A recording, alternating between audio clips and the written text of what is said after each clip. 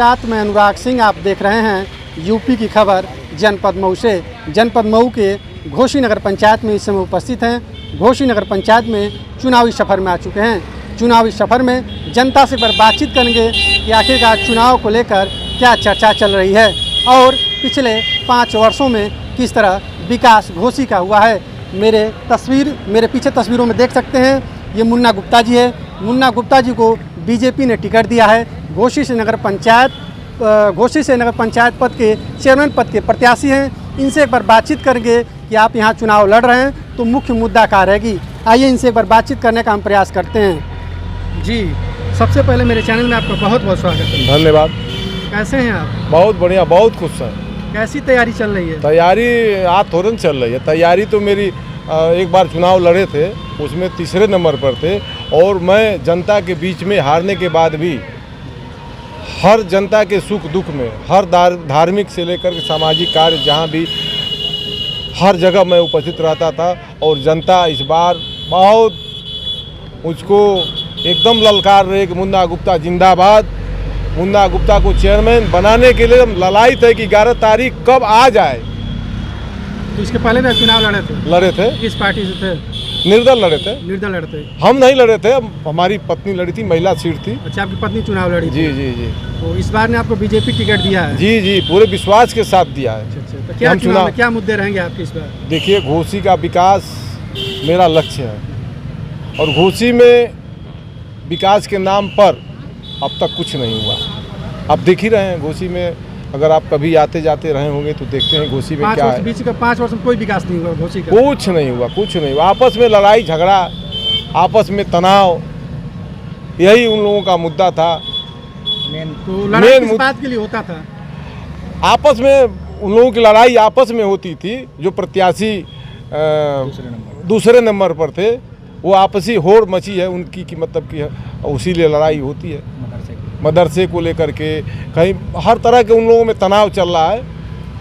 तो इसी बीच मुन्ना गुप्ता जी के साथ कार्यकर्ता भी, इनसे भी बातचीत करने का हम प्रयास करते हैं। जी, क्या नाम हुआ आपका? मेरा नाम फिरोज अंसारी, मैं भारतीय जनता पार्टी अल्पसंख्यक मोर्चा घोसी जिला मऊ से हूँ।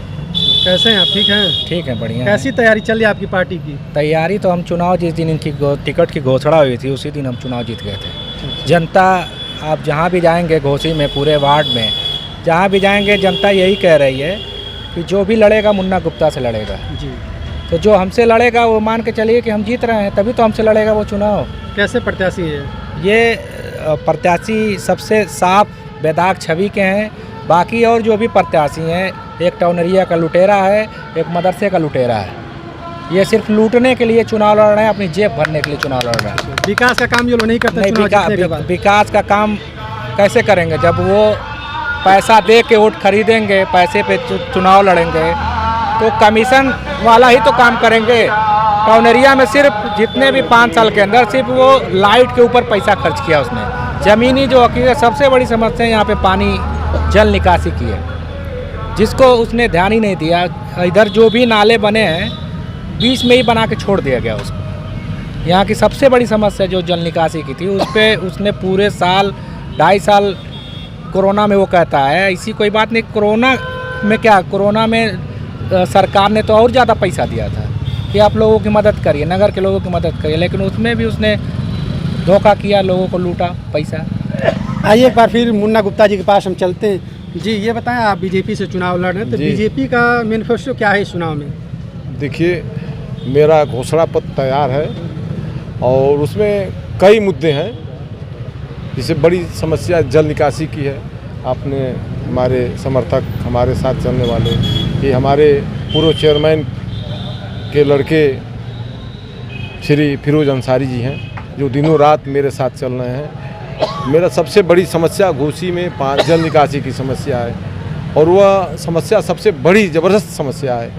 उस पर सबसे ज़्यादा फोकस मेरा है कि चेयरमैन बनने के बाद मेरे ही गृह जनपद के नगर विकास मंत्री, जिस जिले के नगर विकास मंत्री हो और जिसकी डबल इंजन की सरकार की सोच है कि ट्रिपल इंजन की सरकार बने, तो अगर ट्रिपल इंजन की सरकार बनती है तो पैसा, कोई भी विकास, जो पैसे की कमी कहाँ से हो सकती है। दूसरी समस्या अभी घोसी में खेल कूद का मैदान नहीं है। घोसी में सब्जी मंडी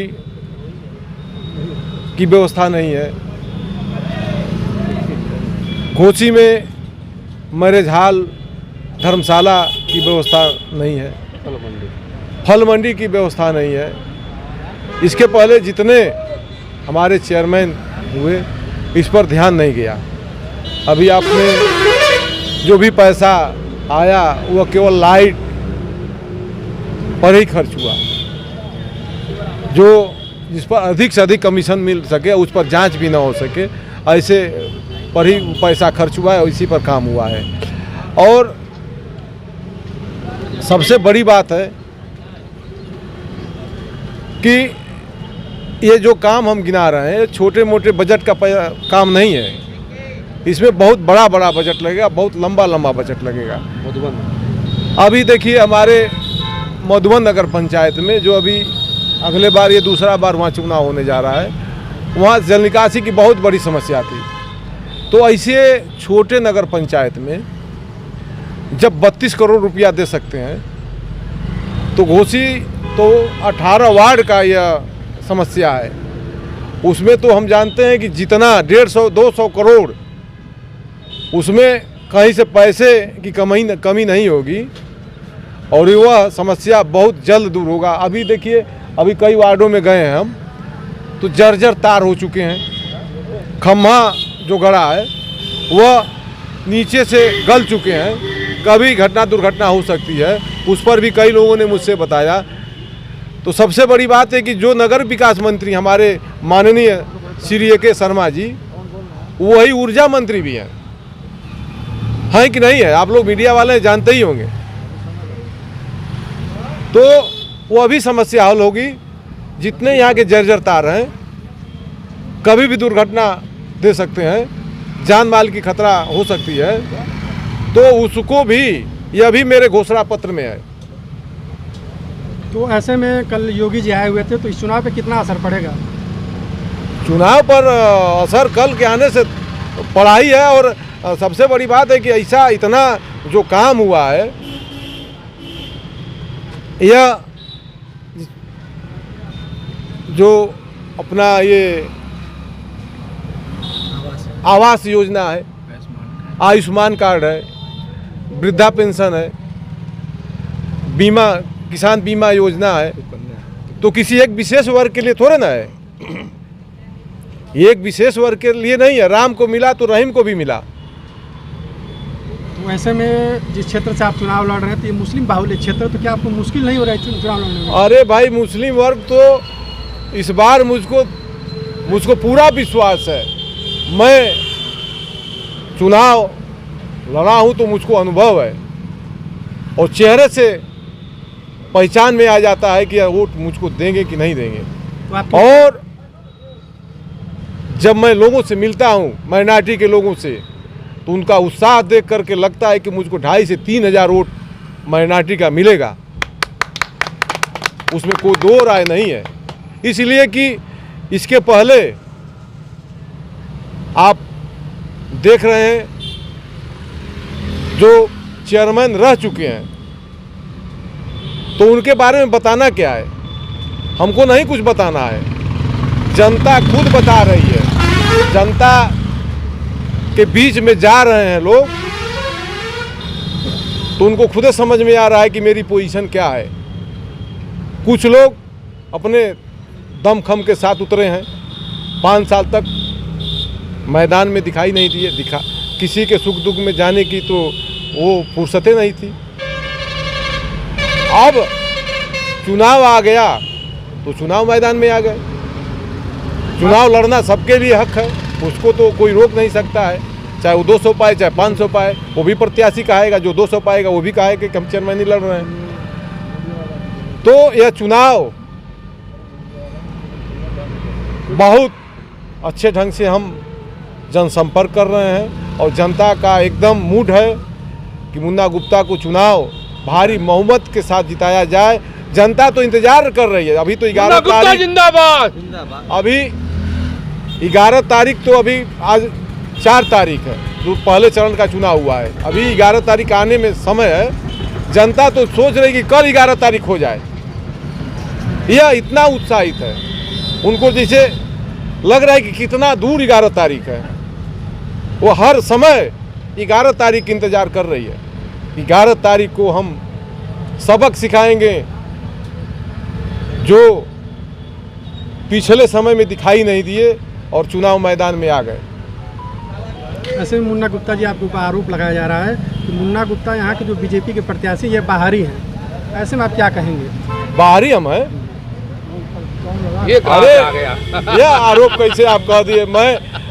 मैं देखिए, अब इसमें हंसी आ रही है। मेरी पूरी जवानी बचपन यहीं बीता है। मेरे पिताजी जब यहाँ रहते हैं तो मैं मान लीजिए कि मैं यहीं का रहने वाला हूँ। घोसी में अभी मैं घोसी से बाहर निकल कर नहीं गया, इसलिए कि घोसी हमारी जन्मभूमि मानकर चलिए, जन्मभूमि है एक तरह से। और फिर बाहरी का इसमें कोई सवाल ही नहीं उठता। यहाँ घोसी में यह गंगा जमुना की तहजीब है। यहाँ पर सारे लोग घोसी में निवास करते हैं और मैं घोसी की जनता के बीच में रहता हूँ, घोसी में निवास करता हूँ। और इसमें जो आपसे कह दिया है कि बाहरी हैं, वह गलत कहा है। वह बाहरी है जो कह रहा है कि बाहरी है, वह बाहरी है। इसलिए बाहरी है कि वह जनता की दुख दर्द को जानता ही नहीं है। जो जनता के बीच में रहेगा, जनता के सुख दुख में रहेगा, तो वह नहीं कह सकता है कि मुन्ना गुप्ता बाहरी है। तो ऐसे में घोसी से सबसे समस्यात्मक मुद्दा क्या होगा? अगर जनता ने आपको समर्थन किया, अगर मौका दिया, तो आप कैसे हल करें? क्या आपने प्लानिंग किया है? देखिए, यह तो समय आने के बाद जनता चुनेगी। मेरा तो एक प्लानिंग है कि अगर मैं चुनाव जीतता हूं तो हर वार्ड में चौपाल लगाऊंगा, जनता के हर वार्ड में जनता के बीच की समस्या को सुनूंगा।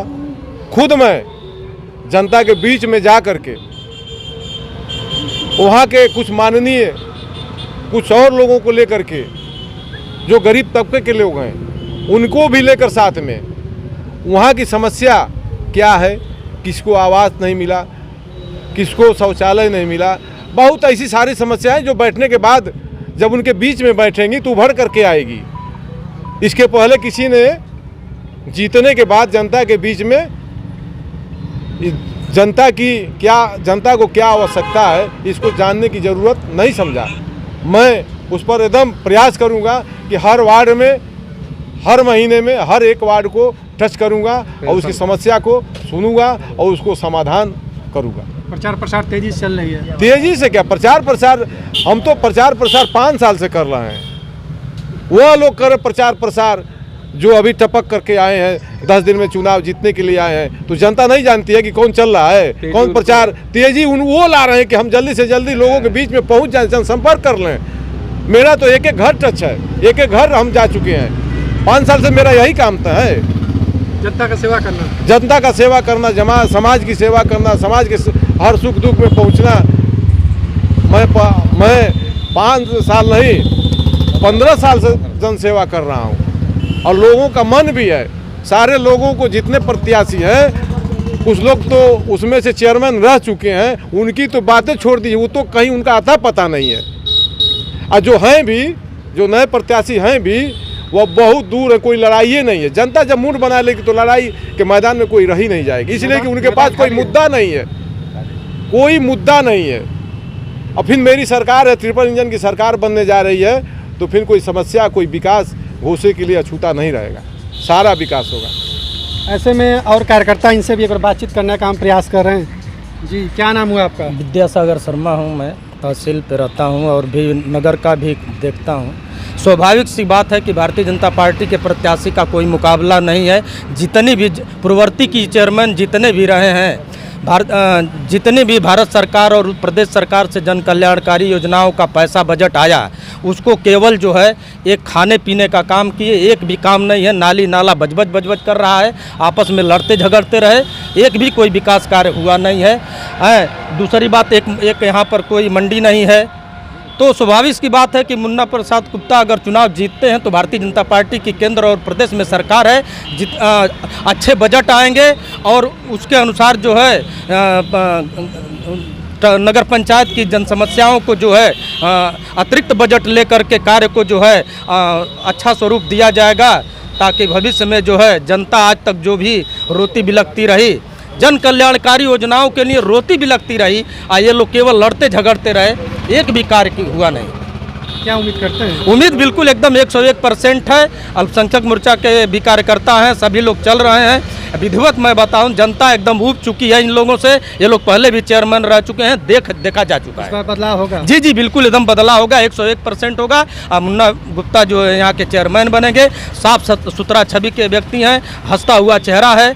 और दूसरी बात यह है कि प्लस पॉइंट ये है कि सभी लोग चाहते हैं कि भारतीय जनता पार्टी की ट्रिपल सरकार बने और घोसी का विकास हो। जैसा कि अभी हमारा बातचीत हुआ घोसी नगर पंचायत में बीजेपी ने चेयरमैन पद के प्रत्याशी मुन्ना गुप्ता जी को उतारा है।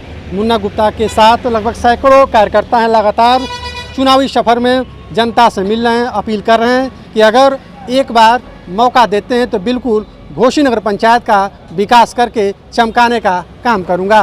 मैं अनुराग सिंह, फिर मिलते हैं अगले खबरों में।